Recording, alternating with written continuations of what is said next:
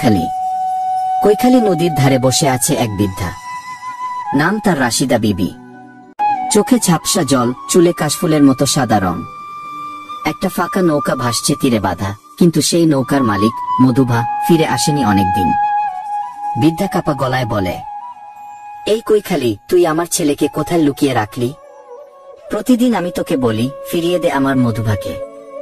তুই তো একদিন আমাদের জীবনের ভরসা ছিলি, আজ তুই লাশের স্রোত বইয়ে নিচ্ছিস গে।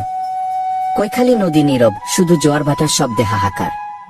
সুন্দরবনের ছায়া। সুন্দরবন, যে বনকে মানুষ বলে প্রকৃতির মায়ের বুকে আঁকড়ে থাকা শেষ সবুজ, আজ সেখানে লুকিয়ে আছে হাজারো কান্না। জঙ্গলে বাঘের ভয়, নদীতে কুমিরের দাপ, আর মানুষের জীবনে ক্ষুধার হাহাকার। যে বনের গন্ধ ছিল মধু আর কাঠের, আজ সেই বন কেটে নেওয়া হয়েছে টাকার লোভে। কৈখালী নদী, আগে যে নদী ছিল মাছের ঝাঁকে ভরা, আজ সেই নদীতে শুধু মৃত মাছ ভেসে ওঠে। মধুবার গল্প। মধুবা ছিল এক জেলে ছেলে।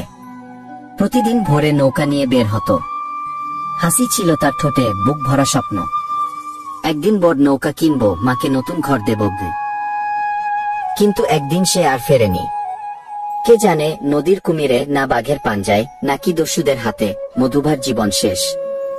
গ্রামের মানুষ বলে কৈখালী নদী একদিন তাকে ডেকে নিয়েছে গি।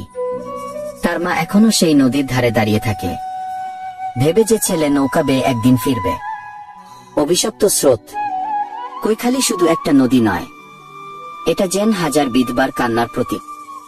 এলাকার মানুষ বলে, এই নদী রক্ত খেয়েছে, এই নদী স্বপ্ন ডুবিয়েছে, তাই এর জল কখনো স্বচ্ছ হয় না গি।